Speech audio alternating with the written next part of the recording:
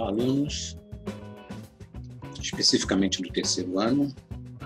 Estamos aqui fazendo uma breve revisão para que vocês não fiquem tão longe da gente, né? E aproveitem aí esse momento aí para rever o conteúdo. Vamos falar da segunda parte da embriologia animal. Vamos começar a falar dos tipos de ovos e o processo da segmentação, que é uma divisão. Tá? Obviamente, estamos nos referindo ao ovo ou célula-ovo, né, que também é chamado de zigoto, que foi o resultado da fecundação. Lembrando que tem material genético, né, materno e paterno, e toda essa informação genética dentro desse zigoto vai ser necessário para a formação de um novo organismo. Esse zigoto ele tem que ter uma disponibilidade de nutrientes adequada e isso precisa gerar energia para a formação de um novo organismo. Então, essas bolinhas que nós estamos vendo aqui, tudo isso aqui significaria que fosse vitelo. No caso, vamos especificar de nutrientes. Tá? Temos um núcleo aqui também. Todas as substâncias que estão presentes aqui no vitelo, proteínas, lipídios, eles vão nutrir as células embrionárias até que o embrião consiga obter seu alimento e consiga se desenvolver da melhor forma possível. A quantidade de vitelo distribuído nos ovos, eles vão diferenciar conforme a espécie. Nós temos aqui o tipo de ovo, né, ou célula-ovo oligolécito. Observe a quantidade de vitelo aqui, tá? Ocupando basicamente todo o citoplasma. Nós temos o ovo mesolécito, tá? Nessa região aqui fica mais concentrada esse vitelo. Megalécito, né? Uma grande quantidade. E o centrolécito, como vocês estão vendo aqui, né? O vitelo distribuído no centro. Cada um com as suas particularidades. Um detalhe, né? Quanto maior for a quantidade de vitelo no ovo, mais viscoso vai ser o seu citoplasma. E a segmentação vai ocorrer mais lentamente. Essa segmentação ela se divide em dois tipos básicos. A segmentação holoblástica, observe, né, que o ovo vai se segmentar totalmente, e na segmentação meroblástica, quando ocorre somente uma segmentação parcial, tá? Como se fosse um corte bem superficial. Na segmentação holoblástica, no ovo oligolécito. Aqui nós temos um detalhe desse ovo oligolécito. Tá? Observe que essa segmentação, a partir de várias mitoses, os blastômeros serão todos iguais. As flechinhas estão mostrando ali. Tá? Todos também do mesmo tamanho. Tá? No ovo mediolécito, a segmentação ela vai ser total e desigual. Então, observe aqui nas imagens, vai ocorrer uma separação total aqui, mas em determinado momento a segmentação vai ser desigual. Observe que essas divisões celulares elas vão originar blastômeros de tamanho diferente. E esses blastômeros eles têm uma significância importante em determinados tipos de ovos. No caso aqui, os menores vão ser chamados de micrômero e os grandes de macrômero. Vamos ver a segmentação parcial e discoidal no ovo megalécito. O vitelo ocupa praticamente todo o ovo, ficando o núcleo deslocado para a periferia. Né? O núcleo foi deslocado aqui. Tá? Um detalhe desse ovo aí, tá?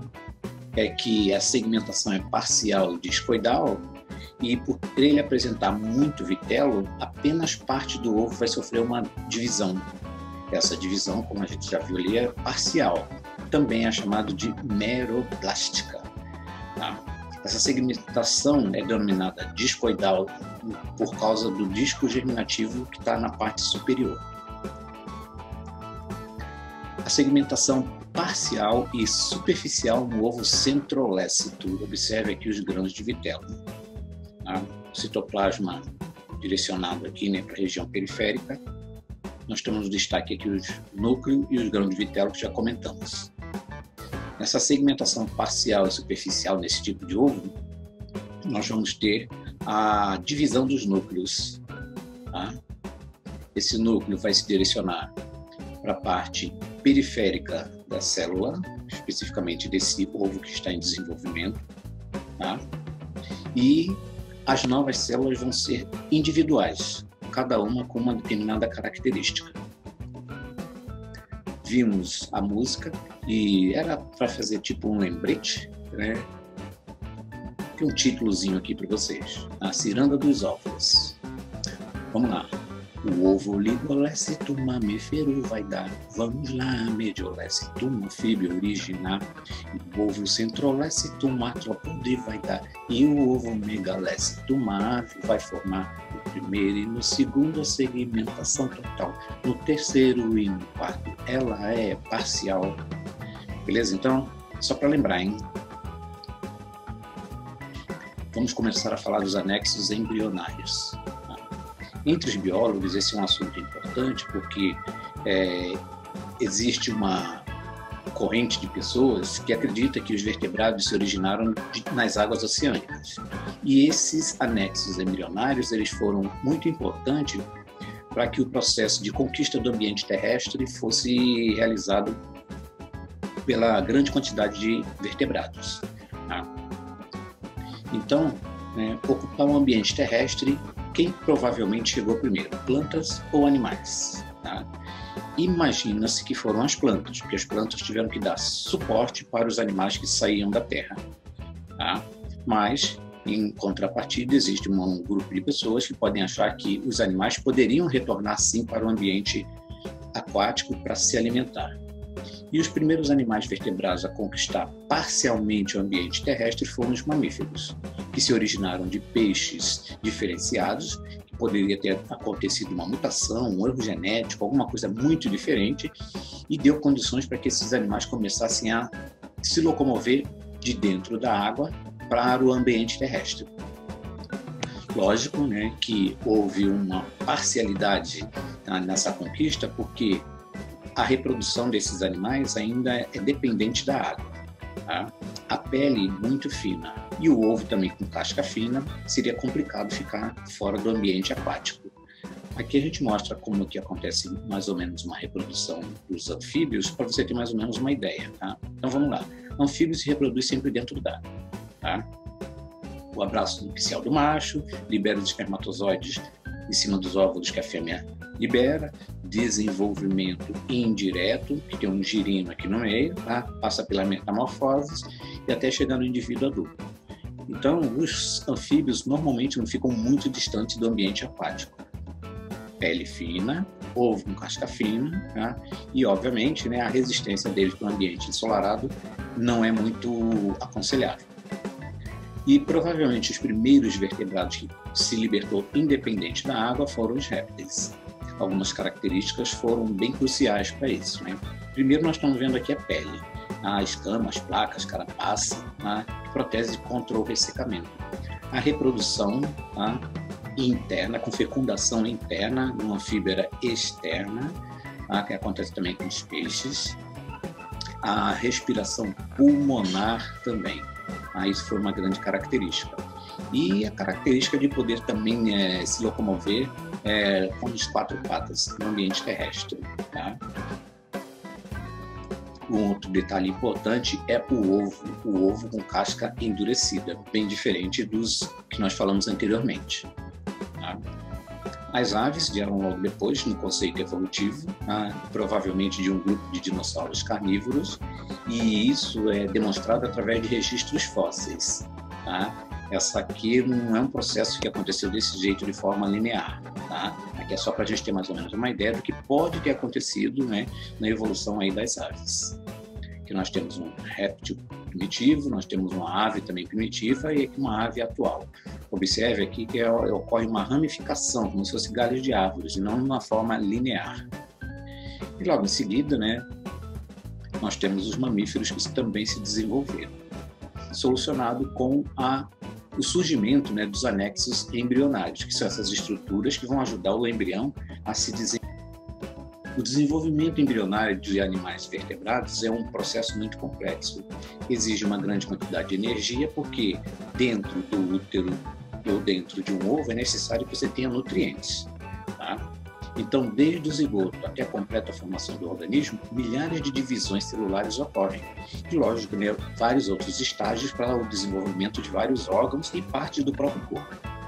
Então, o consumo de energia e também a produção de resíduos tóxicos provenientes do metabolismo do embrião é super importante. Só que tudo isso precisa ser ou consumido ou jogado para fora do corpo de quem está gerando, né?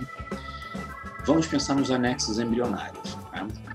Questões como nutrição, acúmulo de excretas tóxicas, realização de trocas gasosas, ressecamento, dessecamento, choques mecânicos, isso foi envolver. Embora os anexos embrionários acompanhem o embrião, né, enquanto ele está em desenvolvimento, ninguém carrega cordão umbilical, casca do ovo, né, membrana amniótica, nada disso. Tá? Seria estranho a gente carregar tudo isso depois que tivesse nascido. Tá? Peixes e anfíbios não apresentam todos os anexos. Agora, já os répteis, aves e mamíferos já possuem vários anexos embrionários com as funções relacionadas principalmente ao ambiente no qual eles estão inseridos. Nessa tabela aqui a gente tem um resumo básico, tá? Ó, peixes e anfíbios, tá? Só possuem saco vitelínico, tá? Os dois. Agora, répteis, aves e mamíferos, todas essas estruturas aqui que são os anexos que nós vamos começar a falar a partir de agora. O saco vitelínico, tá? É uma bolsa de vitelo que fica acoplada ao intestino do embrião, tendo a função de nutri-lo durante o desenvolvimento. Ela está presente nos peixes, nas aves e nos répteis, que apresentam um desenvolvimento embrionário fora do corpo da mãe. Tá? Nos mamíferos, essa bolsa, né, esse saco de vitelo é bastante reduzido, porque o embrião recebe os nutrientes especificamente da placenta e do cordão umbilical. Anfíbios não têm saco vitelino. Âmnion. Tá? O âmnion é uma membrana. Tá? Essa bolsa que a gente está vendo aqui. Tá? É uma membrana que envolve todo o embrião, tá? Formando a cavidade amniótica, preenchida pelo líquido amniótico. A principal função é proteger contra choques mecânicos e a desidratação. Ela está presente em répteis, aves, mamíferos e é um anexo que está relacionado com a ocupação do ambiente terrestre, por causa da independência da água, né? Principalmente para a reprodução desses animais. O alantoide é importante para os animais que se reproduzem no meio terrestre. Tá? Ocorre as trocas gasosas, a excreção, principalmente de ácido úrico. É muito desenvolvido em aves e répteis. Córeo ou serosa. Tá? Ele envolve todos os demais anexos. Pensa numa película de proteção. Tá? Ele recebe o oxigênio do meio e envia ao embrião. Especificamente, vamos pensar agora nos animais ovíparos. Tá? Também retira o gás carbônico, né, que está sendo produzido pelo embrião dentro da casca, ou dentro do ovo, né, e esse gás carbônico faz o caminho inverso, e vai ser eliminado pela casca. Vou lembrar-vos que a casca do ovo é porosa. Tá? Um detalhe das vilosidades coriônicas, que quando elas se formam em determinadas espécies, tá, ela vai ser encontrada em alguns tubarões, serpentes, lagartos, nos mamíferos placentários. Já vamos continuar, hein? Aqui nós temos ovo de ave e ovo de réptil. Tá? O ovo de ave está na segunda opção aqui. Tá? Vamos lembrar o seguinte, não existe uma diferença significativa entre esses ovos. Tá? O que isso aí indica como se fosse uma adaptação ao meio terrestre.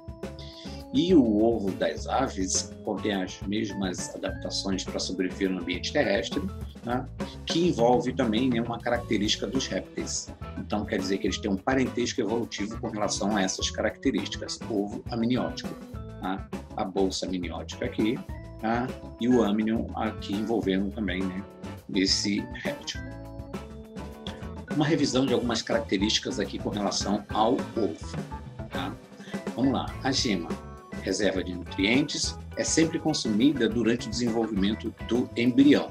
A casca, ela protege, é porosa, mas é bastante resistente. A clara fornece água, nutrientes, lógico, para o embrião. E, além disso, protege contra choques mecânicos. A câmara de ar é um reservatório de oxigênio, né, em casos de necessidade. E a calasa são prolongamentos de proteínas que vão manter a gema protegida e estável dentro do ovo, né? Especificamente no centro.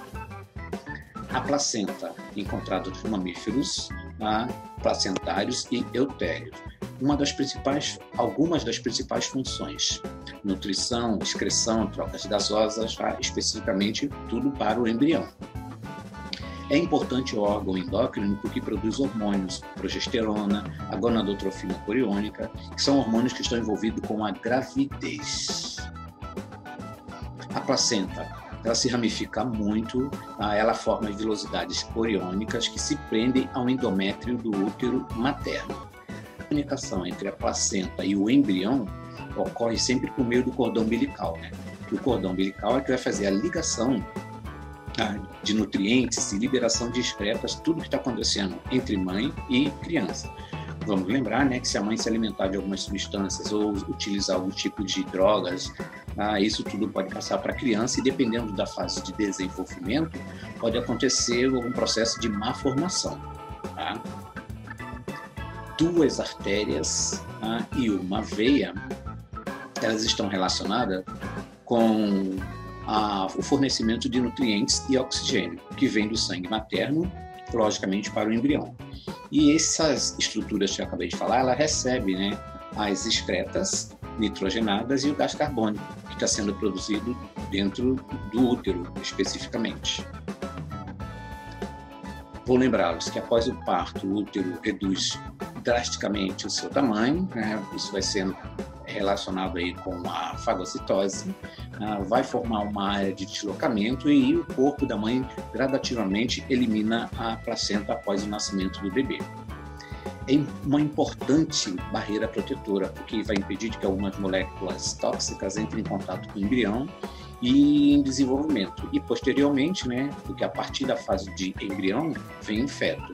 E o feto, né, vai se desenvolver dentro do útero da mãe e passar o tempo necessário lá até o período de nascimento. Lembrando que o sangue materno nunca se mistura ao sangue fetal, porque os vasos sanguíneos de ambos não são contínuos, não existe uma ligação direta.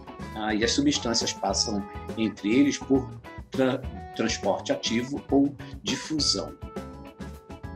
Falamos dos anexos embrionários, conquista do ambiente terrestre, e vimos aí algumas características com relação aos mamíferos. Deixei um recadinho aqui, tá? Proteja-se do coronavírus, tomara que tudo isso dê certo, e quando a gente voltar nós vamos ter uma avaliação com relação a esses assuntos. Boa sorte para vocês, tá? Tudo de bom, protejam-se.